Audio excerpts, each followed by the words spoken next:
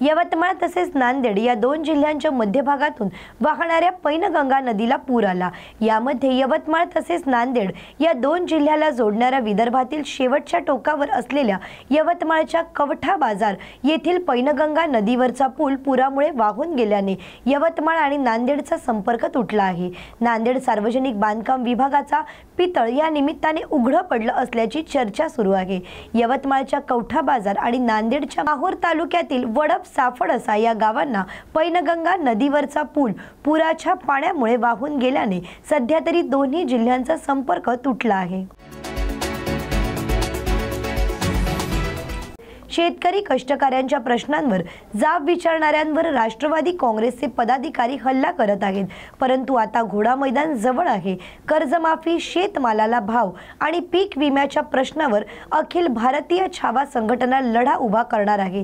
गावागावात मत मागण्यासाठी येणाऱ्या सत्ताधिकारी नेत्यांना शेतकऱ्यांची मुलं जाब विचारणार आहेत।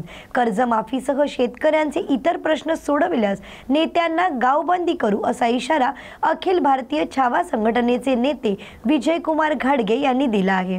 बीडमध्ये आयोजित कार्यकर्ता मेळाव्यानंतर घाडगे यांनी माध्यमांशी संवाद साधताना सांगितले आहे, कर्जमुक्ती झाली पाहिजे। शेतकऱ्यांच्या प्रश्नावर सरकार बोलायला तयार नाही। निवडणुकीपूर्वी मोठे घोषणा केल्या, आश्वासनं दिली।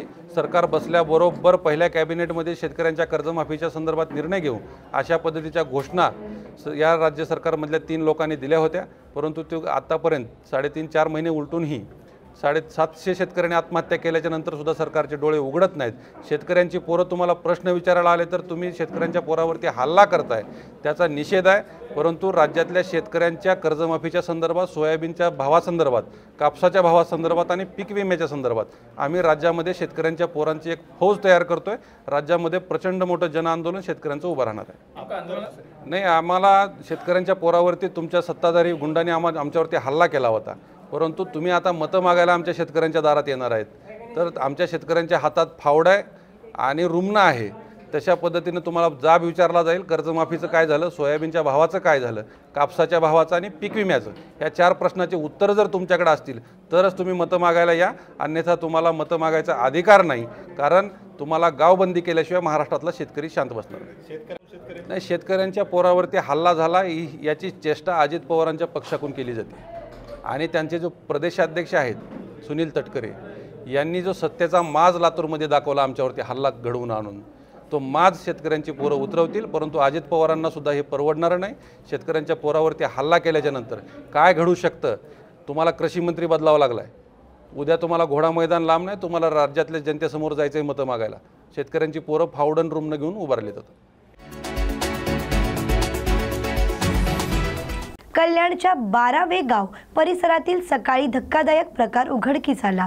कचराकुंडीजवळ गोणीत गुंडाळून टाकलेले एक महिन्याभराचे नवजात बालिका रडण्याच्या आवाजावरून स्थानिक ग्रामस्थांच्या हाती लागली। तातडीने खडकपाडा पोलिसांना याची माहिती देण्यात आली। पोलिसांनी वेळ न दवडता चिमुकलीला रुग्णालयात दाखल केले। तिची प्रकृती स्थिर असल्याचे सांगण्यात आले असून दरम्यान निर्दयी पालकांचा शोध घेण्यासाठी 3 विशेष पथके सक्रिय करण्यात आली आहेत। आज खडकपाडा पोलीस स्टेशनमधून फोन आल्यानुसार आपली ॲम्ब्युलन्स आणि स्टाफ नर्सेस जाऊन एक बच्चू घेऊन आलेले आहे। 1 ते 2 दिवसाचं बच्चू आहे, फिमेल बच्चू आहे आणि त्याचं वजन 2 किलो आहे। 12वे गाव शिव मंदिरच्या जवळ कचरापेटीच्या जवळ ते बच्चू सापडलेलं आहे आणि त्याला आपल्याकडे तपासलेलं आहे। बच्चूची कंडिशन स्टेबल आहे आणि त्याला बालरोग तज्ज्ञांचं ओपिनियन आणि पुढील उपचारासाठी वसंत व्हॅली हॉस्पिटल येथे आपण आता पाठवत आहोत।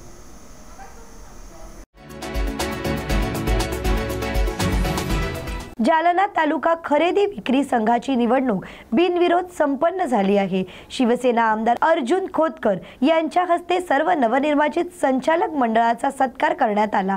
शिवसेनेच्या वतीने माजी चेअरमन अच्युतराव कदम यांच्या नेतृत्वाखाली ही निवडणूक लढवली असून ती पूर्णतः बिनविरोध पार पडली।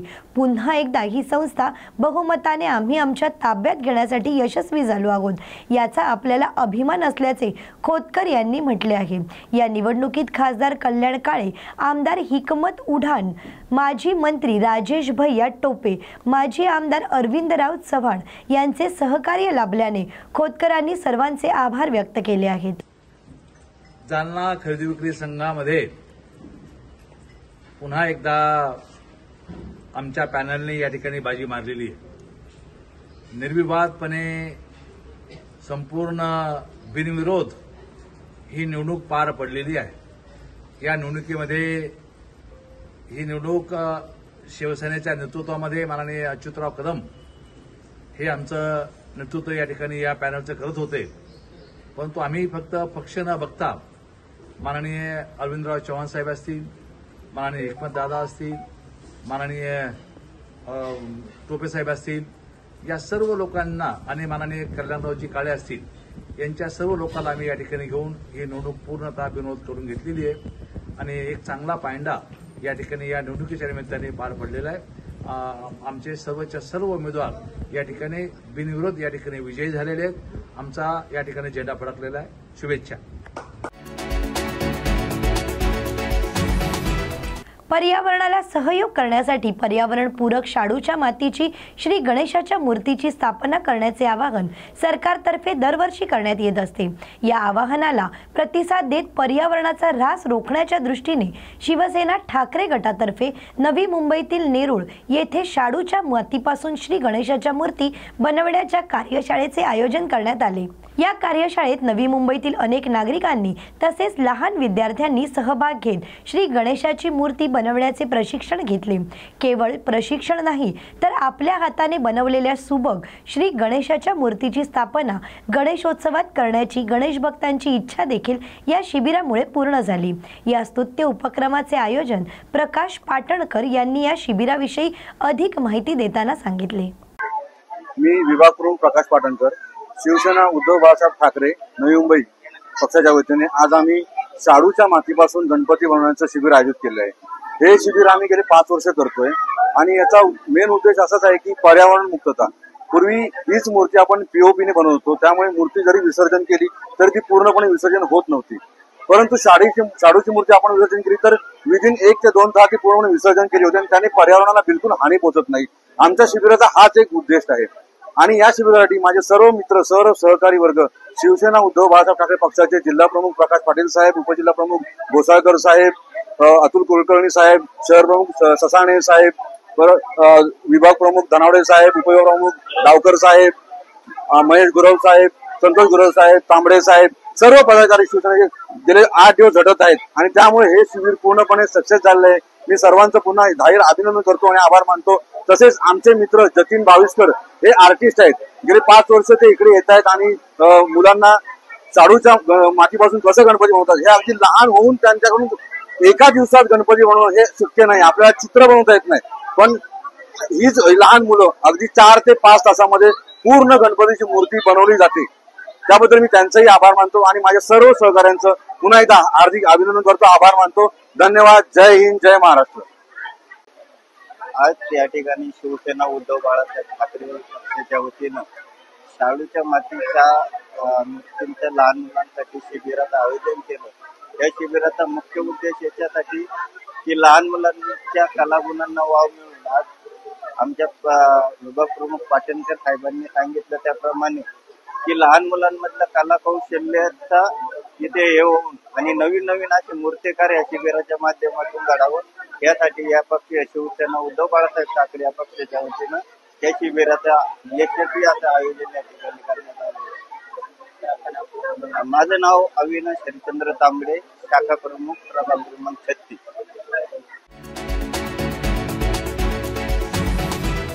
वर्षभर शेतात राब राब करणारा शेतकऱ्यांच्या सारथी व मित्राचा उत्सव म्हणजेच बैलपोळा. या बैलपोळ्याला कितीही गरीब शेतकरी असो किंवा श्रीमंत शेतकरी असो, ज्याच्या घरी बैलजोडी असते तो शेतकरी बैलपोळ्याला बैलजोडीला लागणाऱ्या सजावटीसाठी साहित्य खरेदी करत असतो.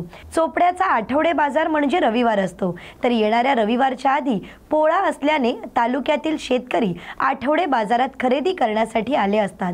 यासाठी बाहेरगावहून विविध साहित्य विक्रीसाठी आलेले असल्याने शेतकरी बैलपोळासाठी लागणारे साहित्य खरेदी करताना दिसत आहेत. सध्या जळगाव जिल्ह्यामध्ये लंपीच्या आजाराच्या प्रादुर्भावामुळे जिल्हाधिकारी यांनी जिल्हाभरामध्ये बैल बाजार खरेदी विक्रीवर बंदी घातली असल्याने बैलजोडी देखील विक्रीला येत नाही. बैल बाजार बंद असल्याने शेतकरी देखील खरेदी विक्रीसाठी येत नाहीत. त्यामुळे बाहेरगावहून आलेल्या साहित्य विक्रेत्यांच्या विक्रीवर त्याचा परिणाम होताना दिसत आहे.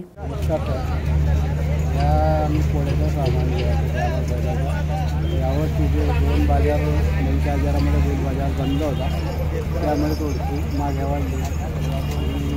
वरून राज्याची त्यामुळे थोडंफार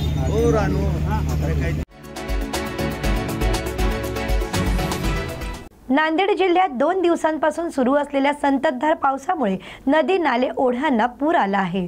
पुराचे पाणी शेतात शिरल्याने शेतातील उडीद, मूग, सोयाबीन, ऊस या पिकासह जवळपास 1000 हेक्टर जमिनीचे नुकसान झाल्याची प्राथमिक माहिती जिल्हा अधीक्षक कृषी अधिकारी दत्तकुमार कळसाईद यांनी पत्रकारांना दिली आहे. महाराष्ट्र सरकारकडे हेक्टरी 1 लाख रुपये मदत करावी अशी मागणी शेतकऱ्यांनी केली आहे. 2 ते 3 दिवसापासून नांदेड जिल्ह्यामध्ये सातत्यानं संततधार चालू आहे. विशेषतः रात्री जास्त पाऊस दिसून येत आहे आणि विशेषतः नदी नाल्याकाठी पूर येऊन त्या ठिकाणी जो काही लागून असलेला भाग आहे पिकांचा, त्या ठिकाणी या पिकांचं नुकसान जास्त असल्याचं दिसून येत आहे. आपल्या जिल्ह्यामध्ये किनवट, माहूर, हदगाव या तालुक्यामध्ये जास्त नुकसान दिसून येत आहे. या तालुक्याची जर फिगर पाहिली ती 50,000 हेक्टरपेक्षा जास्त दिसून येत आहे. तरीसुद्धा या ठिकाणी जिल्हाधिकारी साहेबांनी कालपासून आमच्या सातत्यानं संपर्कात राहून प्रशासनाला सूचना दिलेल्या आहेत आणि कृषी विभाग, ग्रामविकास विभाग आणि महसूल विभाग आज रविवार जरी असला तरी फील्डवर सगळे अधिकारी कर्मचारी आहेत जिल्ह्यातले आणि या ठिकाणी एक नुकसानीचा प्राथमिक अंदाज शासनाला आज आम्ही दुपारपर्यंत कळविणार आहोत. माझ्या आतापर्यंत जे काही तालुका कृषी अधिकाऱ्यांशी बोलणं झालं त्याप्रमाणे नक्कीच 50,000 हेक्टरपेक्षा जास्त नुकसान असल्याचं दिसून येत आहे. ही फिगर एखाद्या वेळेस 1 लाख हेक्टरपर्यंत सुद्धा जाऊ शकते आणि पुढील 2 ते 3 दिवसात जर पाऊस असा चालू राहिला हे नुकसान अजूनही वाढू शकते. दादा काय सांगा? मागील 2-4 दिवसापासून जो सततधार पाऊस चालू आहे त्यामुळे आमच्या मंडळात आणि आमच्या तालुक्यात अर्धापूर तालुक्यात तसंच नांदेड जिल्ह्यामध्ये अतिवृष्टी जवळपास झालेला पाऊस झालेला आहे. त्यामुळे नदी नाल्याकाठचं जे काही पिकांचं आहे, तूर असो, उडीद असो, मूग असो किंवा सोयाबीन असो, या पिकांचं 100% नुकसान झालेलं आहे. तसेच ऊसाला काही ठिकाणी आपण बघितलं तर ऊसाला सुद्धा काही ठिकाणी फुटवे फुटलेले आहेत. त्यामुळं हे सगळं गृहीत धरून शासनानं 1 लाख रुपये प्रति हेक्टरी शेतकऱ्यांना मदत जाहीर करावी. कारण आज शेतकऱ्यांचं जे काही पीक विम्याचं कव्हर होतं ते आज कुठेही राहिलेलं नाही आहे. नांदेड जिल्ह्यात बघितलं तर फक्त 20 ते 22% शेतकऱ्यांनी पीक विम्याला प्रतिसाद दिलेला आहे. कारण हे जे काही ॲड ऑन त्याचे कव्हर्स होते ते कव्हर काढल्यामुळे शासनाने आज त्याला प्रतिसाद नाही आणि शेतकऱ्याला कुठलंही कव्हर नाही आहे. त्यामुळं शेतकऱ्यांना जे काही आभाळ आहे किंवा निसर्ग आहे त्याच्या छायेत न सोडता सरकारने सर्व शेतकऱ्यांना, नुकसानग्रस्त शेतकऱ्यांना 1 लाख रुपये प्रति हेक्टरी मदत करावी अशी आमची मागणी आहे. शेती महामंडळाच्या कर्मचाऱ्यांनी सुरू केलेल्या उपोषणाला मी स्वतः भेट दिली. त्यांच्या मागण्या पूर्णपणे बरोबर आहेत. 2014 पासून मी स्वतः या प्रश्नांसाठी पाठपुरावा करत आहे. अक्षरशः त्यांच्या घरातील चुलीत पाणी येत आहे. एवढ्या कठीण परिस्थितीत हे कामगार राहतात. त्यांच्या घरकुलाचा विषय मी वारंवार मांडला आणि त्यासाठी शेती महामंडळाच्या जागेवर वापर करून उपाय शोधण्याचा प्रयत्न सुरू आहे. जवळपास 50% काम पूर्ण झाले आहे. रामराजे निंबाळकर यांनी 2 गुंठे जागा मिळावी अशी मागणी आहे. महसूल मंत्री चंद्रकांत बावनकुळे लवकरच या संदर्भातील बैठक घेणार असून त्यातून कामगारांसाठी सकारात्मक निर्णय व्हावा अशी मी त्यांच्याकडे विनंती करणार आहे. एवढंच सांगेल की येणाऱ्या काळामध्ये निश्चित प्रकारे अजूनही तुला जेवढं करणार तिथं चांगल्या काय गोष्टी अजून भविष्यामध्ये सर्वसामान्य माणसासाठी करता येईल. काल परवा दिवशी मी विदर्भात होतो, काल मी मराठवाड्यामध्ये होतो. त्यामुळे आता थोडं जरा पळावं लागतंय, थोडं फिरावं लागतंय. कृषीचा, आपल्या क्रीडाचं आणि अल्पसंख्याकचं थोडं बरं होतं, लय त्रास नव्हता. पण आता त्रास तर घ्यावाच लागेल. त्यामुळे त्रास म्हणजे हा त्रास नाही म्हणते, पण आता ही जबाबदारीच आपण सगळ्यांनी कुठेतरी आपण ही जबाबदारीला कसं आपल्याला शेवटी आपल्याला हा विश्वास टाकलेला आहे. मी एकटा कृषी मंत्री नाही, माझ्या इंदापूर तालुक्यावरती त्या राज्याच्या नेत्याने विश्वास टाकलेला आहे.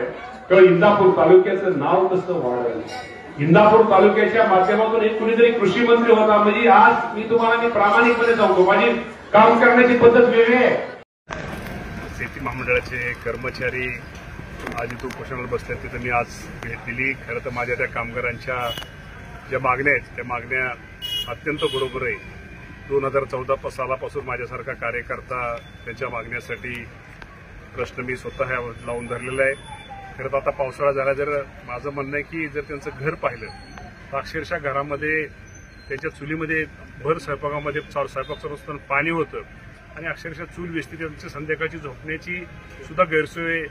त्यांच्या मागण्या कुठल्याही प्रकारच्या चुकीच्या नाहीत. मी त्यांच्या मागण्याचं निवेदन घेतलंय. पाठीमागे सुद्धा मी त्या बाबतीत पाठपुरावा केलेला आहे.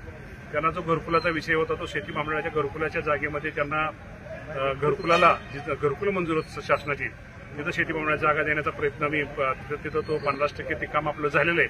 पण त्याची जी मेन मागणी रामराजे निंबाळकर समितीच्या 2 गुंठ त्यांना जमीन मिळावी ती मागणी खरं तर माझ्या दृष्टिकोनातून रास्ते. या बाबतीमध्ये या राज्याचे महसूल मंत्री, एक कार्यक्षम महसूल मंत्री, की ते एक पॉझिटिव्ह महसूल मंत्री चंद्रकांत बावनकुळे साहेबांना लवकरच या संदर्भात त्यांचे जे नेते त्यांची एक बैठक लावून त्या बाबतीमध्ये लवकरच त्यांच्यासाठी एक चांगल्या प्रकारचा निर्णय माझ्या शेती महामंडळाच्या कर्मचाऱ्यांसाठी घ्यावा यासाठी मी विनंती त्यांना करणार आहे. बुलढाण्याच्या मेहकर तालुक्यात रात्री मुसळधार पाऊस झाला. सकाळी देखील पावसाची रिपरिप सुरू होती. मादणी येथील धरण 100% भरले असून धरणाच्या सांडव्यातून मोठ्या प्रमाणात पाण्याचा विसर्ग सुरू झाला. त्यामुळे नदी दुथडी भरून वाहत आहे. प्रशासनाकडून नदीकाठच्या गावांना सतर्कतेचा इशारा देण्यात आला आहे.